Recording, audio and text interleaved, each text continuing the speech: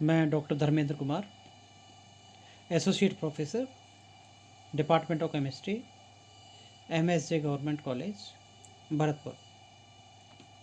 नमस्कार। आज हम अध्ययन करेंगे ऑर्गेनिक केमिस्ट्री के एक बेहद इम्पोर्टेंट टॉपिक पर, जिसका नाम है मैकेनिज्म ऑफ ऑर्गेनिक रिएक्शंस। यह टॉपिक ऑर्गेनिक केमिस्ट्री का थीम है, या यूँ कहें कि उसके जो फंडामेंटल्स हैं उसको ये आधारित किया हुआ रहता है। अगर हमने इसकी जो बेसिक डेफिनेशंस हैं या उसके जो रिक्वायरमेंट्स हैं, अगर हमने इनको ध्यान रखा तो हमने जब भी रिएक्शंस के बारे में पढ़ना होगा वहाँ हमें बहुत ही आसानी होगी, या यूँ कहें कि उसकी जो भी छोटी छोटी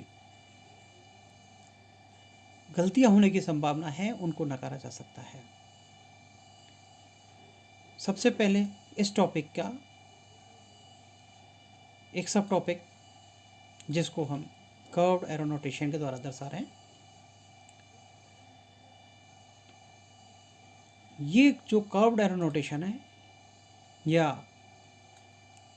जो तीरों का प्रदर्शन है, ये ऑर्गेनिक केमिस्ट्री में बेहद ही इम्पोर्टेंट होता है।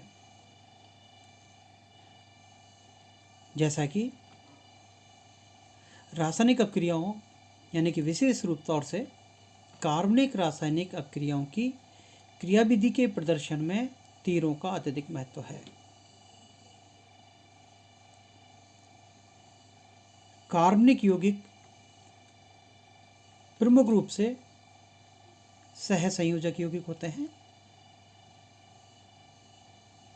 और सहसंयोजक बंध दो प्रकार के होते हैं, क्रमशः सिग्मा व पाई बंध। और एक सहसंयोजक बंध का अर्थ होता है एक इलेक्ट्रॉन युग्म। कार्बनिक अपक्रियाओं में सहसंयोजक बंध टूटते हैं। कौन सा सहसंयोजक बंध टूट रहा है, इलेक्ट्रॉन किस परमाणु से किस परमाणु की ओर जा रहे हैं, इसका प्रदर्शन घुमावदार तीरों द्वारा किया जाता है।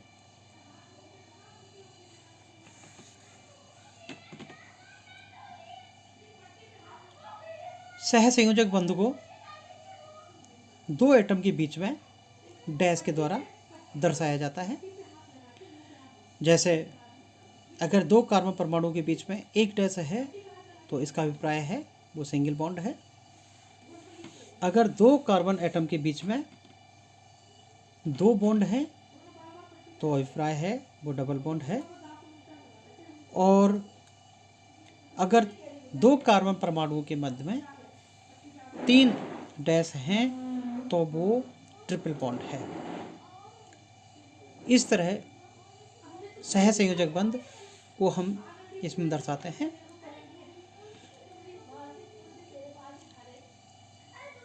सहसंयोजक जो बॉन्ड है और उनके बीच में इलेक्ट्रॉनों का जो माइग्रेशन होता है, उसके लिए हम कुछ तीर का विन्यास है जिसको हमें दृष्टिगत रखना होता है, और विभिन्न रिएक्शनों में इसको हम देखते हैं, और वो उसकी इन्वायरमेंट पर डिपेंड करता है कि वहाँ किस तरह की सिचुएशन उत्पन्न हो रही है। जैसे यहाँ ये 5 कंडीशंस या 5 एरो यहाँ हम देख पा रहे हैं। हम हमेशा रिएक्शंस में देख पाते हैं इनको। Half headed arrow, full headed arrow, reaction arrow, equilibrium arrow, resonance arrow. ये जो एरोज हैं इनको हम ऑर्गेनिक रिएक्शन में हमेशा ध्यान रखते हैं और इनका विन्यास बेहद ही इम्पोर्टेंट होता है।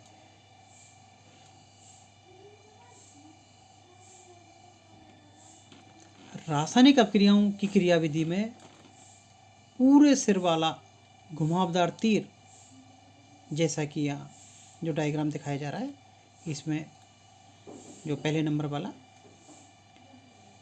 एक इलेक्ट्रॉन युग्म के स्थानांतरण को दर्शाता है, जो उसकी पूंछ से सिर की दिशा में गति करता है। यदि किसी प्रक्रम में इलेक्ट्रॉन युग्म के स्थान पर एक अकेला इलेक्ट्रॉन गति कर रहा हो तो उसे आधे सिर वाले तीर, ये जो सेकंड जो फिगर बना हुआ है इसके अंदर हम देख पा रहे हैं, द्वारा प्रदर्शित किया जाता है।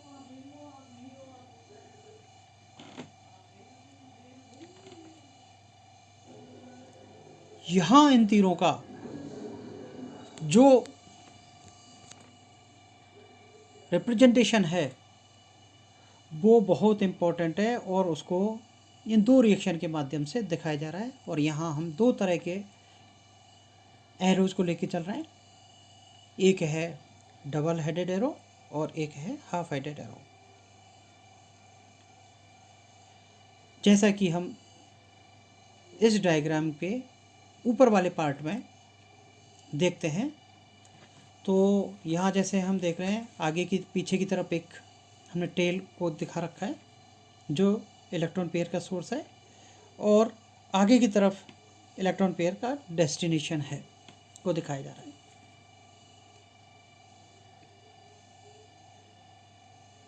यहाँ दो हाइड्रोजन एटम आपस में एक बॉन्ड के द्वारा, कोवेलेंट बॉन्ड के द्वारा जुड़े हैं, और यहाँ हम इस तीर को लेके चल रहे हैं डबल हेडेड एरो को,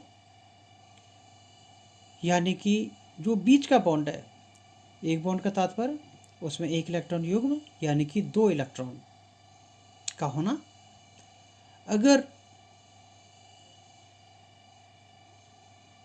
डबल हेडेड एरो को द्वारा इसको दर्शा रहे हैं, इसका तात्पर्य है कि एक एटम से दूसरे एटम की तरफ दो इलेक्ट्रॉन का माइग्रेशन, यानी कि एक इलेक्ट्रॉन पेयर का माइग्रेशन। और जो स्पीसीज इसमें प्राप्त होंगी आफ्टर माइग्रेशन वो आयंस के फॉर्म में प्राप्त हो रही हैं, यानी कि जिससे इलेक्ट्रॉन लॉस्ट हुआ उस पर पॉजिटिव चार्ज और जिस पर इलेक्ट्रॉन गया उस पर नेगेटिव चार्ज के द्वारा इंडिकेट किया जा रहा है।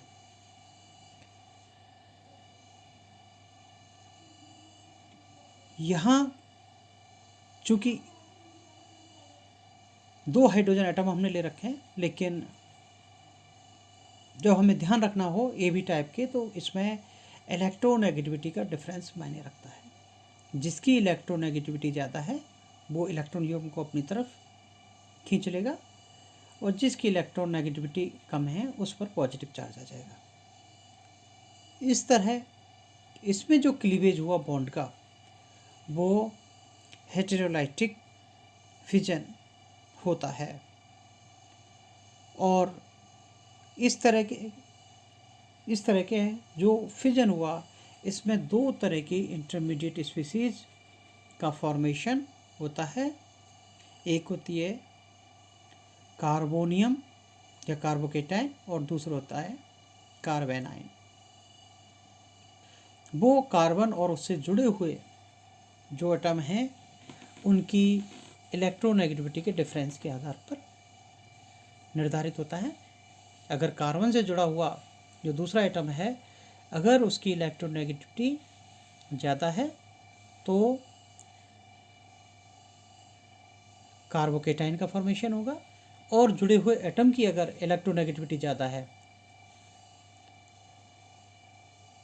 तो कार्बोकेटाइन का फॉर्मेशन होगा, और अगर जुड़े हुए एटम की इलेक्ट्रोनेगेटिविटी कम है तो कार्ब एनाइन का फॉर्मेशन होगा। ये हमें ध्यान रखना होता है कि किस तरह का प्रोसेस इस रिएक्शन के द्वारा हो रहा है। दूसरा जो रिएक्शन इसके द्वारा इंडिकेट की जा रही है, इसमें हमें दिख रहा है कि जो हेड है वो हाफ हेडेड एरो शो हो रहा है, यानी कि सिंगल इलेक्ट्रॉन सोर्स है इसमें और सिंगल इलेक्ट्रॉन डेस्टिनेशन पे जा रहा है। यहाँ 2 हाइड्रोजन एटम हमने इंडिकेट कर रखे हैं जो एक कोवेलेंट बॉन्ड के द्वारा जुड़े हैं। यहाँ जो रिएक्शन हो रही है इसमें ध्यान ये रखना है कि यहाँ दोनों तरफ एक एक इलेक्ट्रॉन का माइग्रेशन हो रहा है, यानी कि जो इलेक्ट्रॉन जा रहे हैं वो दोनों एटमों की तरफ एक एक जा रहे हैं, और जो फिजन हुआ यानी कि मध्य से हुआ, जिसको अपन होमोलिटिक फिजन के माध्यम से भी दर्शाते हैं, मध्य से टूटा। और जो इसमें स्पीसीज जो प्राप्त हुई वो फ्री रेडिकल प्राप्त हो गई, क्योंकि दोनों ही स्पीसीज पर यहाँ हम डॉट के द्वारा इंडिकेट कर रहे हैं। इसका बनने का कारण ये है कि चूँकि बॉन्ड मध्य से टूट रहा है तो दोनों तरफ एक एक इलेक्ट्रॉन जा रहा है, और दोनों तरफ एक एक इलेक्ट्रॉन जाने के कारण ही होमोलिटिक क्लीवेज ये कहलाता है। तो इन 2 कर्व्ड एरो नोटेशन के आधार पर हम समझा सकते हैं कि 3 तरह की इंटरमीडिएट स्पीसीज का निर्माण होता है, और ये 3 जो इंटरमीडिएट स्पीसीज हैं यह ऑर्गेनिक केमिस्ट्री में बेहद ही इम्पोर्टेंट हैं, क्योंकि इनके आधार पर हमें आगे की रिएक्शंस को समझाना होता है कि किस तरह की प्रक्रिया के माध्यम से और कहाँ कौन सा इंटरमीडिएट स्पीसीज का फॉर्मेशन होगा। अगर इन रिप्रेजेंटेशन को हमने गलत कर दिया, यानी कि हाफ हेडेड एरो और डबल हेडेड एरो को अगर हमने गलत ढंग से यूज कर लिया तो वो रिएक्शन गलत हो जाएगी, यानी कि उस रिएक्शन का जो मूल है वो गलत हो जाएगा, जिसके माध्यम से कि हमें उस रिएक्शन को प्रोसेस करना है, और इसके आधार पर ही हम आगे 3 चीज़ों का, आगे के 3 सब टॉपिक का अध्ययन हम कर सकते हैं, होमोलिटिक हेटेरोलिटिक फिजन और इंटरमीडिएट स्पीसीज। धन्यवाद।